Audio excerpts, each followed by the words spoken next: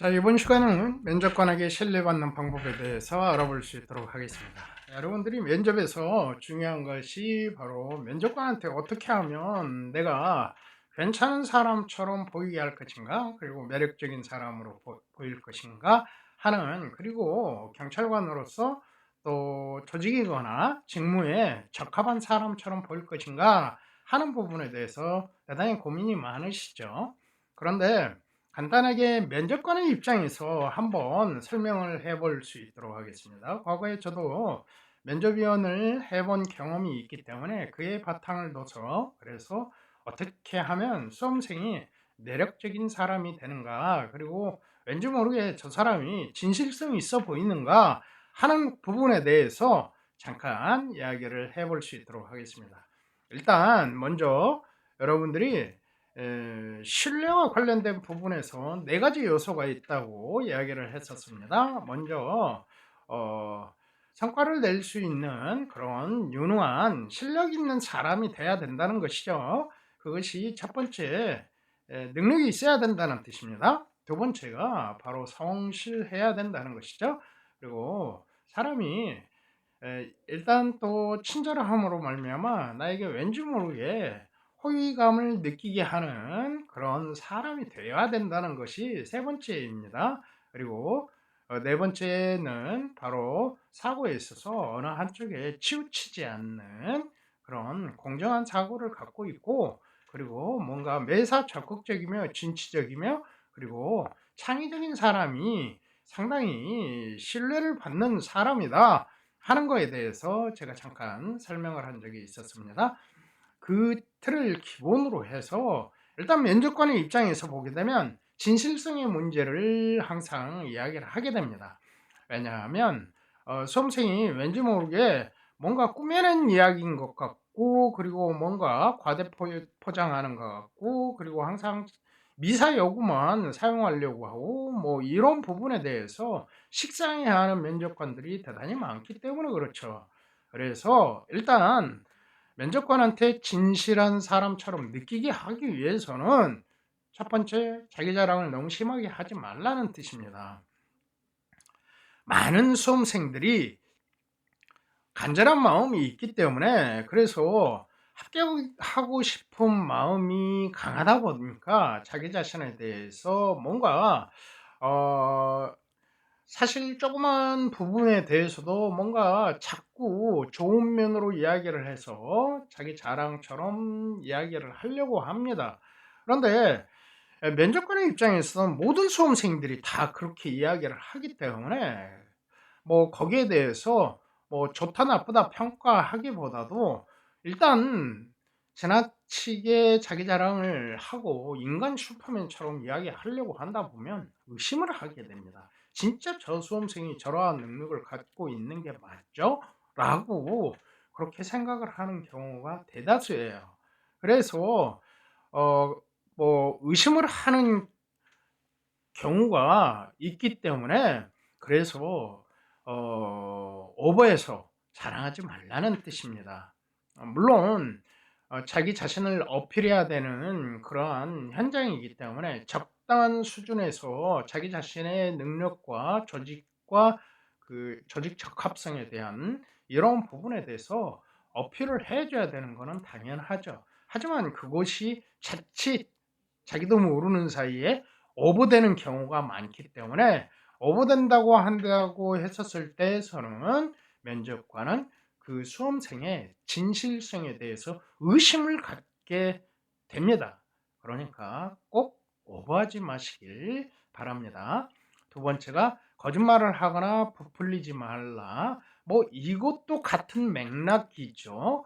어떠한 뭐 최근에 경찰 면접의 트렌드를 보게 되면 뭐 경험과 관련된 질문이 상당히 많은데요. 여러분 나이 또래에, 수험생 나이 또래에 비췄었을 때 많은 경험이 있을 거라고 생각하지는 않습니다. 면접관 스스로도 그렇게 생각할 수는 있죠. 그런데 마치 진짜 왠지 모르게 저 수험생은 뭐 그런 경험을 갖고 있을 것 같지 않은데 경험이 있다 하는 식으로 이야기를 하게 되면 거기에 대해서 구체적으로 추가 질문을 할 수밖에 없는 상황이 되는 것이죠. 그래서 어 뭐 이런 경험과 관련된 질문을 압박을 통해서 여러분들이 없는 사실을 있는 것처럼 이야기를 했다고 한다면 면접관의 입장에서 보는 그 수험생에 대해서 절대 그 이후 이야기하는 거에 대해서 믿을 수가 없어요. 모든 이야기가 전부 다 거짓말을 하는 것처럼 느끼게 됩니다. 그러니까 여러분들은 거짓말을 하거나 부풀리지 말아야 한다 하는 것을 이야기를 해 주셔야 됩니다. 그리고 세 번째가 부족한 점과 단점을 이야기를 하라 하는 이야기입니다. 왜냐하면 내가 진실된 사람처럼 보이게 하기 위해서 나의 약점에 대해서 스스럼 없이 이야기할 수 있는 사람이 바로 면접관의 입장에서 보면 왠지 모르게 저 수험생의 이야기가 진실된 이야기처럼 느끼게 되기 때문입니다. 따라서 자기소개거나 또는 장단점에 대해서 여러분들 연습을 하시게 되겠지만 단점에 대해서도 여러분들이 적당히 크게 상처가 되지 않는 범위 내에서 모든 사람들은 다 단점이 있고 약점이 있기 때문에 그렇습니다. 그런 이야기를 해 주셨었을 때 살며시 이야기했었을 때 너무 길게 이야기하지 마시고 그랬었을 때 면접관의 입장에서는 수험생의 진실된 것처럼 느끼게 되고 그리고 이 수험생에 대해서 정직하다 정직성에 있어서 높은 평가를 할 수 있다. 그래서 단점을 조심스럽게 이야기하는 것도 나쁘지 않다 하는 것입니다. 또한 최근의 면접의 기류에선 장점보다는 단점을 물어보는 경우도 많이 있습니다. 물론 제가 장점, 단점 부분에 대해서 설명을 하게 되겠지만은 단점을 이야기했었을 때 항상 극복 방안까지 여러분들이 생각을 해 두시기 바랍니다. 네 번째가 내 감정과 내 생각을 이야기하라입니다. 왜냐하면 여러분들이 생각했었을 때 다 내 감정과 내 생각을 이야기하지라고 생각을 하고 있지만 의외로 여러분들은 면접 스터디를 하면서 그러면서 내 생각과 내 감정보다도 수험생의 관점과 수험생의 감정으로 생각으로 이야기하는 경우가 굉장히 많습니다. 굉장히 많습니다. 그래서 지금 개별 면접에 있어서 그래서 감정과 생각을 이야기할 때 나의 이야기를 언급을 해 주면서 이야기를 했었을 때 그때보다도 효과적이다 그런 이야기입니다. 주변에서 들은 이야기를 지나치게 이야기를 하게 되면 미사역으로 흐르게 됩니다. 지나치게 명언 등을 인용하는 것도 그닥 바람직하지 않고 그리고 또 항상 일반적으로 공개되어 있는 그러한 이야기를 그 이야기만 자꾸 반복해서 하다 보면 저 수험생의 진짜 생각은 뭐지? 당신의 생각을 물어본 거야 하는 그런 생각을 면접관은 하게 됩니다. 너의 이야기를 한번 해봐. 그냥 학원에서 배운 이야기 말고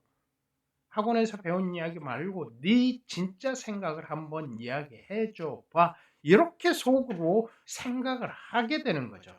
그런데 면접관들은 그런 표시를 합니까? 안 합니까? 안 합니다. 그냥 점수로 채점으로 반영할 뿐이죠. 그래서 여러분들은 스터디를 할 때 주의하셔야 되는 게 이게 내 생각을 자연스럽게 이야기하는데 이게 자칫 감정과 생각을 이야기하다 보면 선을 넘는 경우가 있어요.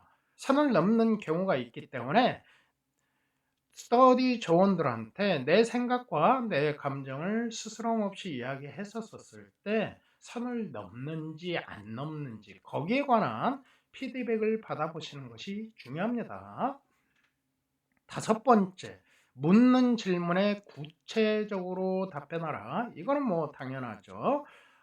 디테일하고 그리고 자세하게 이야기를 하는 그런 느낌으로 답변을 하시면 됩니다.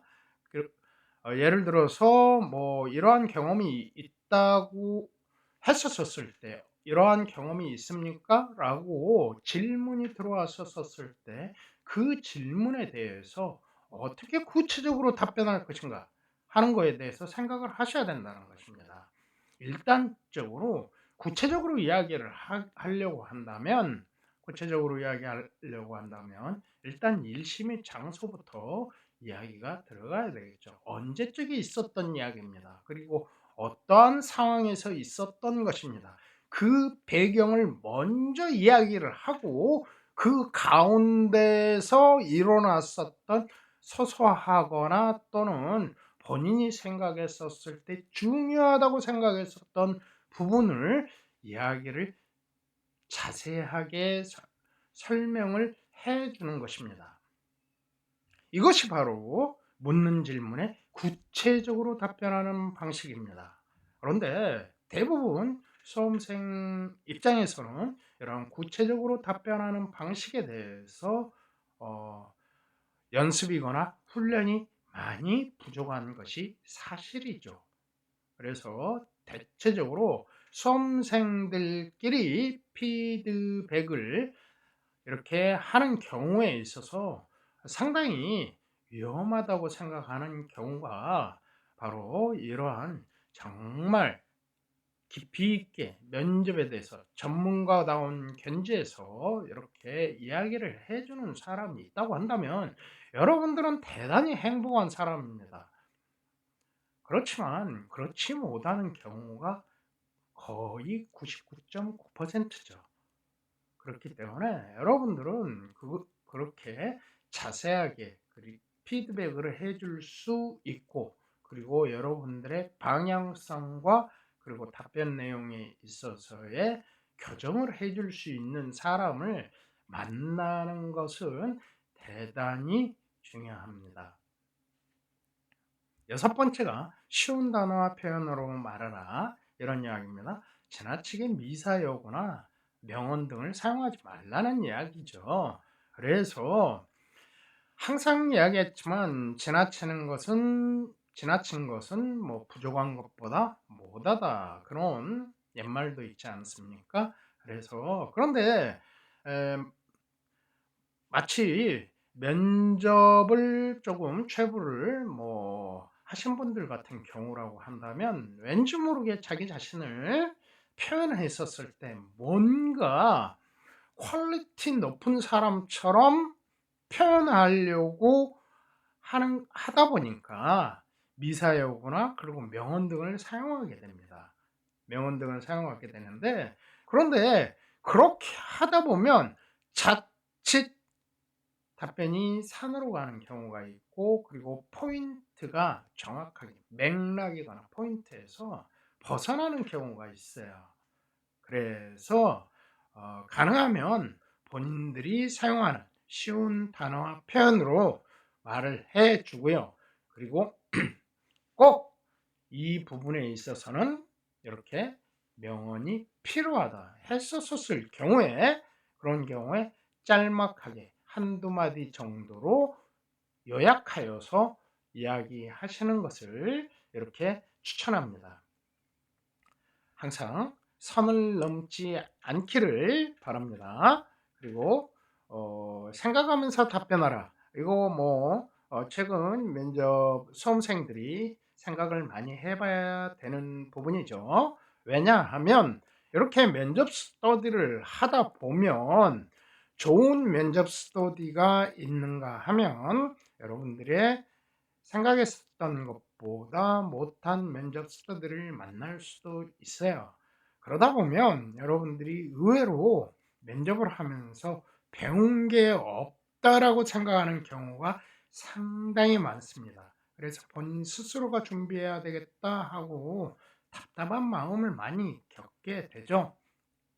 저는 여러 수험생들을 지도하는 과정 중에서 그런 수험생들을 굉장히 많이 봤습니다. 그래서 면접이라는 이런 구술 시험에 있어서 여러분들의 아는 것과 그리고 훈련하는 것 그리고 연습하는 것 이런 모든 것이 전부 다 중요하다고 생각을 합니다. 단순 암기하는 것으로 문제를 해결하려고 하다 보면 여러분들이 압박 한두 번에 추가 질문 한 번, 두 번에 여러분들은 매우 당황하게 됩니다. 생각하는 훈련을 하면서 답변하는 능력을 길러 나가시는 것이 여러분들이 면접에서 고득점을 받을 수 있는 바로 길이라는 것을 꼭 기억해 두시길 바랍니다.